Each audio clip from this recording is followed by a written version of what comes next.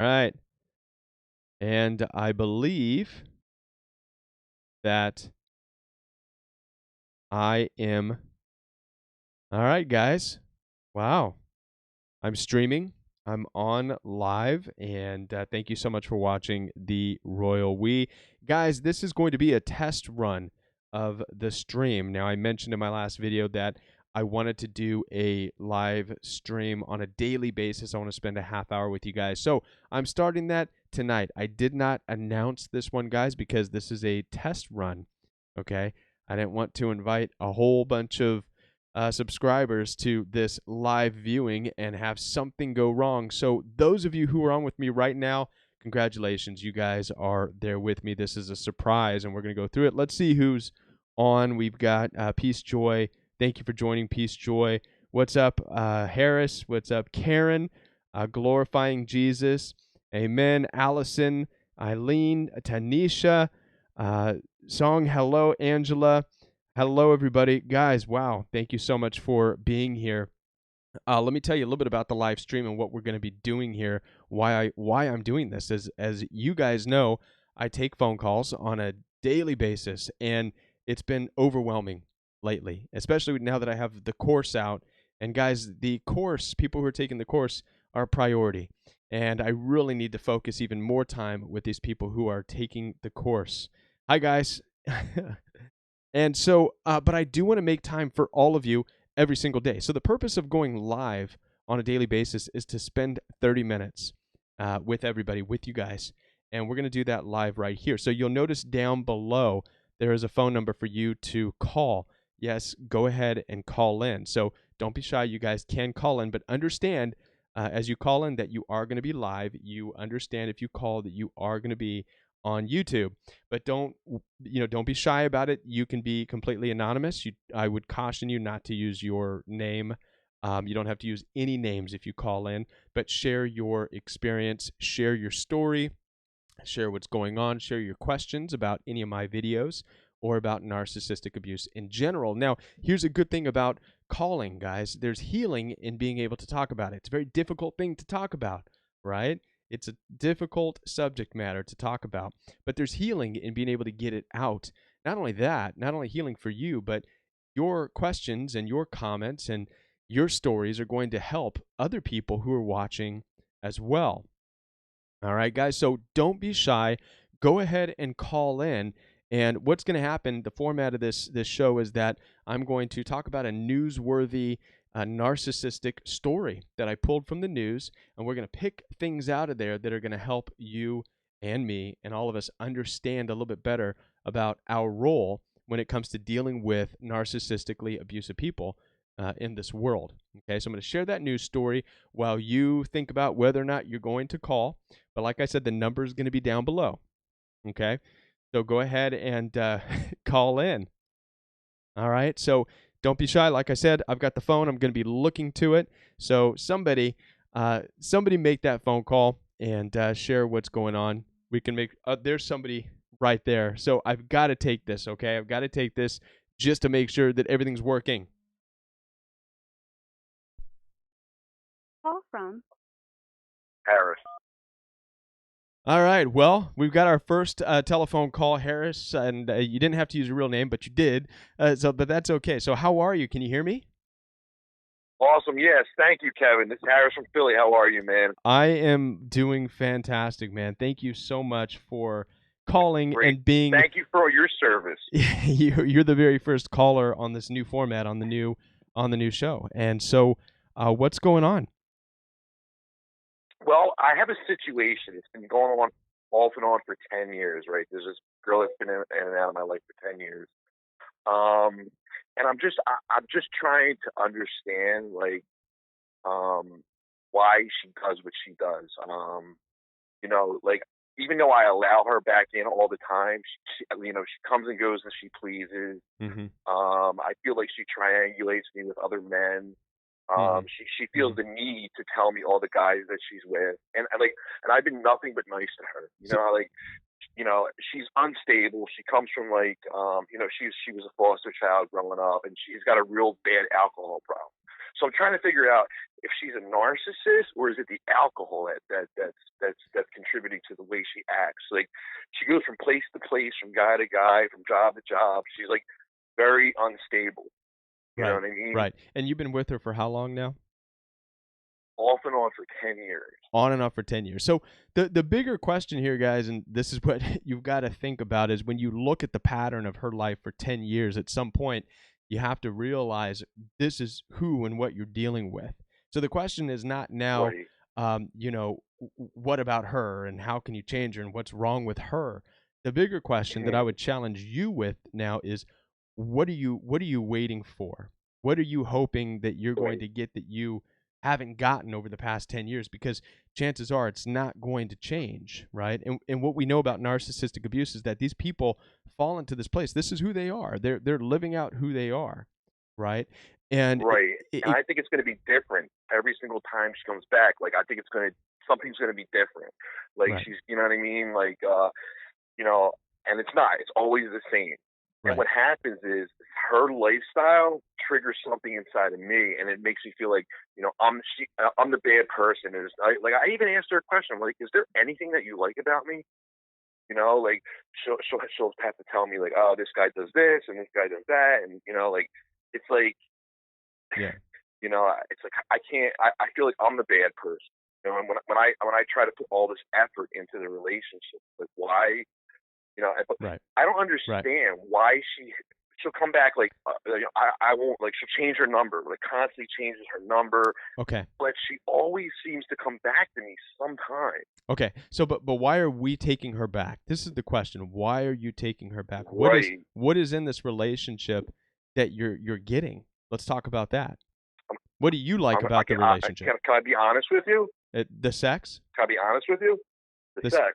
It's she's very explicit. Which, by the way, I am gonna put this warning out there for you guys to see. This is content that is going to be adult 18 plus. So if you guys have children and you are watching, I want to make sure, just because of the subject matter, guys. So you want to make sure that you are aware that we are going to be talking about issues of relationships and narcissistic abuse. So, got to put that warning out there. All right, so let me go ahead and get back to. Thank you for. She's very explicit. Sure. Like she'll call me out of the blue. Oh, I miss you. I want to do this. I want to do that. Like right, right. and it gets you like excited. I've never said no. Right, right. Everything's on her terms, right. Kevin. Everything's on her terms. Of course. It's so one-sided. Like she could care less about what I want. She's like, listen, I'm saying I do what I'm like, it has nothing, like, and then she'll be like, oh, we're just friends. You're just a booty call, this and that. I'm like, you know what I mean? Like, I'm very confused. I'm extremely confused. You are, but what you're confusing is you're confusing a partner that you want in life with the need and the desire for this sexual relationship, for this sexual gratification that you're getting out of the relationship. Okay, so you're exchanging and you've given up what you want in life, what you want out of a partner, right? Because I mean, let's be honest, when it comes down to it, sex is easy. Sex is the easy stuff, right? We all have working parts, and they work, and you have a good time. But the relationship really needs to be built on what happens outside of that. That's where the relationship really is. Okay, sex doesn't even really require love. If you think about it, all it is an act, and especially in today's culture, it can absolutely become just a sport. Right. I mean, if sex required love, then there would be no need for prostitution. There would be no need for strip clubs. There would be no need for any of this stuff. But this stuff exists because people can have sex. They can feel like they're having intimacy and oneness, but it's not necessarily love. Okay. So you have to decide what it is that you want in your life. If what you want in a life is a partner, someone to build a home with, someone to have a family with, someone to travel with, somebody who's going to be stable, committed, put forth more energy, then you have to hold out and you have to separate yourself from wanting just that sexual gratification. You have to put that aside and you have to start looking for these other things patiently, right? Okay. Can I be honest? I do care about her, and I'm a very open person. I'm into motivation. I'm into positivity. I'm in recovery myself. Okay. and it's clear that she has an alcohol problem, and she knows she does. Right. And I'm clean, you know what I mean? I've been in recovery a few years, and I'm clean, and she's in her active addiction. She's still, she drinks from the time she wakes up to the time she goes to bed, and I'm like, is it the alcohol, or does she have is she, it's like, I don't know. And it's like, and it drives me, like, her life. I'm not living in that lifestyle anymore. So the lifestyle that she's still involved in, it doesn't mix. Are you guys married? And are you married? No. You just we're seen not each other. Married. Okay, so this is actually going to be easier than it's going to be easier than you think. 'Cause you're not married, so you're not obligated to her. Okay, she's not obligated to you. You don't owe her, and she doesn't owe you at this point. And thank God for that, because if you had the legalities of marriage involved in this, it would be a lot more difficult. So my suggestion to you is, because it sounds like everything inside of you is saying this is not the relationship you want to be in. And I would agree with that. That's your discernment. That's your discernment saying, what are you doing, man? Her alcohol problem is not your problem. Like you said, you're coming out of recovery yourself, right? And so if anything, you run the risk of being dragged back into that world by being with this person. That is true. She has to step out on her own and want healing for her own life. And for whatever reason, the dynamic of your relationship is also keeping her from doing that, right? So my suggestion would be to clearly break away from this relationship. It does sound like it's a toxic relationship. Obviously, you're watching videos, you're wanting to talk to people. It's not right. The only reason that you are involved with this person, like you said, is there is some gratification. There's a sexual gratification. But at this point now, you're just using one another. Okay, it sounds like you're both objectifying each other here. All right. Right. So I guess I serve a purpose, and she serves a purpose for me, and you know what I mean. I serve a purpose for her when she needs a place to stay or she needs money. It's like I feel like I'm just an option to her. Right. You know what I'm saying? Like she picks like she she could be away for like months or even whatever, and this has been going on for 10 years. Right. You know what I mean? And it's like. Why, if I'm such a bad person, right? Right. Then why do you choose to come in and out of my life? Like, call, hey, I was just thinking about you, or you know what I mean? Like, it's supply. I'm having surgery. Supply. It's like a game. It's like a game. Right. It's like a sick game. It's like a sick game. You know what I mean? And in a weird way, I like it. And well, you know what I mean? It's like. Or it's going to be different. I don't like it, right? But I try and fix manage to control the situation. Like why? Like why am I not enough for you? Why am I do everything? Like you know what I'm saying? Why am I not enough, Kevin? How do you make somebody care? Okay. Well, listen. These people, when we talk about abusive narcissists, they are black holes. They really are. So nothing you do will ever be enough. All right. It doesn't matter in these types of situations if you do build them a house, if you give them everything you own. They'll come in and they will use what they can. They'll be excited for a little while, and then they're out because they need more supply, because this supply, right, is just not enough. It's not your fault. It's not that you're not enough. It's that nothing is enough to fill that gaping hole inside of a narcissist, right? It's constantly absorbing because they're miserable. And at some point, they're going to realize that you're going to learn that they are miserable people. They don't want that. So it's much easier to run and to jump into bed, so to speak, with somebody else where it's exciting and new again, right? When things start getting real with narcissists, and this goes for both men and women, and I talk about this with people all the time, when things start getting real, they run. So this is why the beginning stage of the relationship is great, right? Everybody's happy because your pants are down around your ankles, you're having a great time, you're having drinks, you're doing whatever, life's great, it's all laughs. But then the moment you start to say, well, let's talk about life, let's get real, this is when they're out. Abusive narcissists are like, no. There's no substance there. Right. It's a bunch of nonsense. Exactly. Because they didn't sign up for that. And here's why. Because they're constantly running from life. Right? Because it's terrifying. They're scared of it. So they're running from life, and they just want the fun to hide it. So this is why they're turning to the alcohol. This is why they're going for the drugs. And I'm going to be doing a video on addiction coming up here in a couple of weeks that I want to talk about it, because it's something we all struggle with, right? And that's where I struggle with, is it like is she a narcissist, or is she an alcoholic, or is it both? It's like, is it a combination of both? And I saw you do a video one time. Mm-hmm. It was one of your videos that you made, and it was about the instability of them. They're like gypsies, you know what I mean? Like, they move from place. I mean, Kev, I swear, like, I've never seen anything like this. Right. Place to place to place, job to job to job, guys, right. and that's her normal. That's right. normal to her. Right. And I'm settled. You know what I mean? I have my own place. You know what I mean? You know, I support myself. Like, financially, she can't do that. You know what I mean? Like, they're like gypsies. Right. And so they just move around all over the place all the time. Right. Is that I wasn't raised like that. For narcissists, I come from a, I don't come from a broken, I wasn't raised like, she has 2 children that she doesn't take care of, that she doesn't see with her mom. And it's heartbreaking. It's like a whole. It's heartbreaking. Huh? It's heartbreaking. It is. And for abusive narcissists, this has become their normal, right? And so this is the thing. You just said some key things here, and this is what you really have to digest. And I'm going to wrap up this phone call with this, is that you've got these things going for you. You have your own home. You have your job. You have some healing in your life from some structure. You've come out of addiction, so you're on this path where you're moving forward, right? So you really have to you've got to really figure this out and think about this now. Okay, what is it that you need to partner with you in life? Okay, so I talked about, and I was mainly talking to the heart of women. I made a video of speaking to the heart of women, and I was talking to them about their value.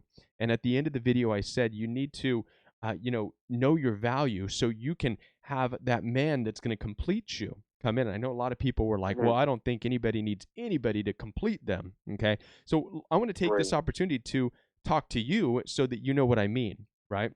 When I'm talking about complete you, I mean, here you are, you've got your home, you've got your job, you've got a certain amount of recovery in your own life. Okay, so you're like a cake. Is a cake just the bread of the cake? Is it completed? Yeah. Is it edible? Yeah. But now, if you want some icing on the top of it, what you're doing is now you're adding something else to where you don't need anything else, right? That's completion, right? So you're complete as a cake, but then when you add the icing on top that complements you, you have no need for anything else. Right now, the relationship that you're in, you have a lot of need for other things. It doesn't complete you in any way, shape, or form. This woman is in, she's out, she's dating other people, she's coming back to you. She's constantly leaving you in need. So in no way, shape, or form does this person complete you. So I would definitely step up. I know it's difficult because you're getting some kind of a need or satisfaction. Not only that, but you want to see if you can make her care and concern over you, which you can't, right? And it's not. But I don't know why she feels the need to constantly come back. It's like, yo, just leave me alone. Right. She's like, not. Why don't you just leave me alone? Because your door's open. That's why. She knows anytime she can come back, I accept her. There you go. Your door's open. Can I ask you a question?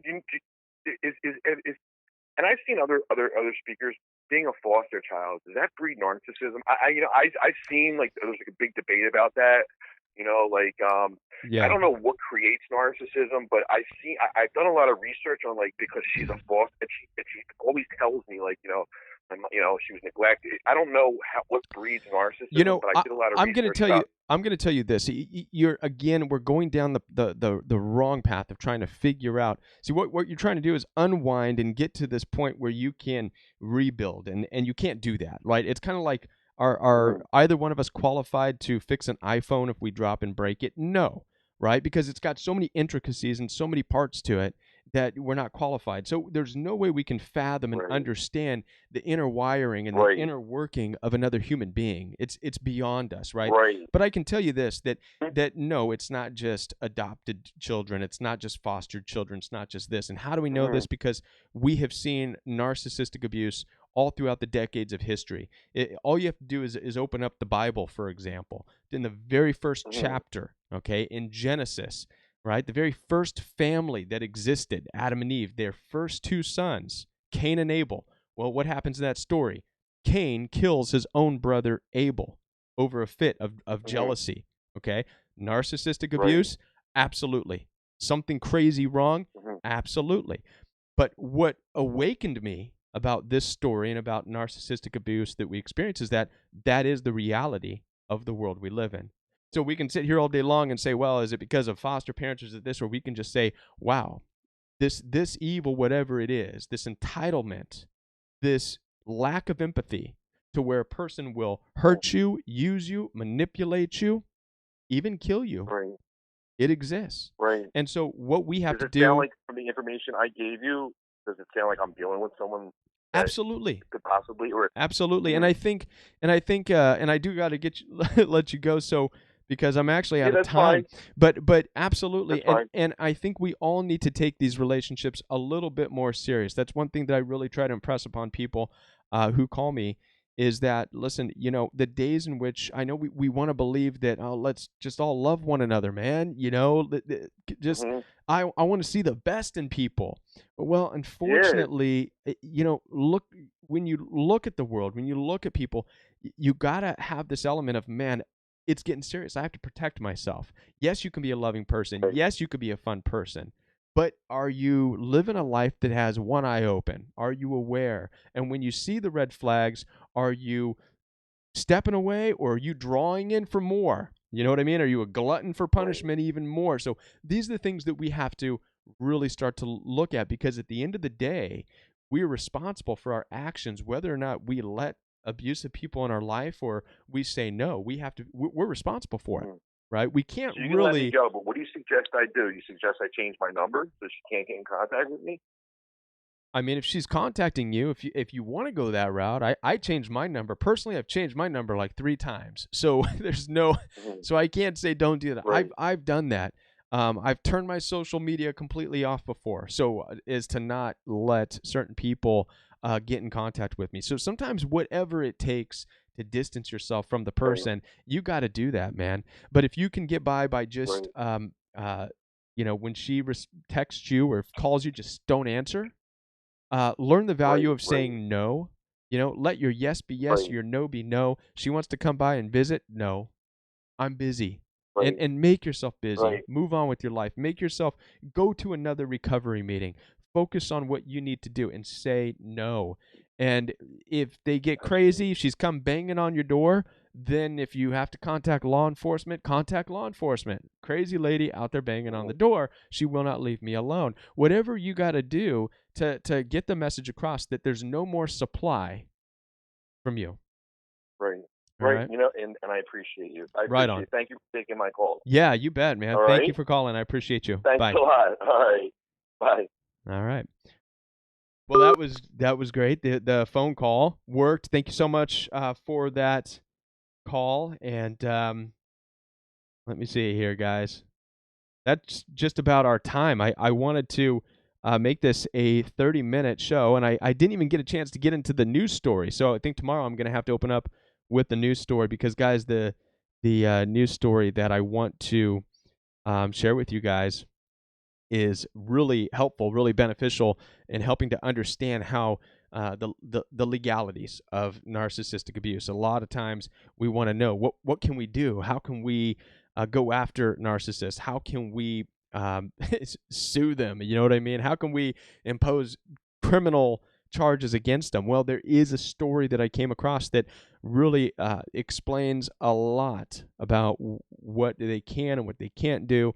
So I'm going to share that with you guys actually tomorrow night. So, guys, join me every night. Thank you so much for watching The Royal We. This is Kevin. I want to be live here with you every single night at 10 o'clock Central Time. And we will be on for a half an hour. I promise you guys, I'm going to try to limit those phone calls down. I think I got a little over excited with this phone call because it was the first one. And somebody else is calling right now. But guys, if you don't get on tonight, don't worry. Be on here tomorrow. Call tomorrow. And I will definitely take one, hopefully 2 phone calls every single night. So thank you for watching The Royal We. All right, guys, we'll be back tomorrow night. All right. Bye.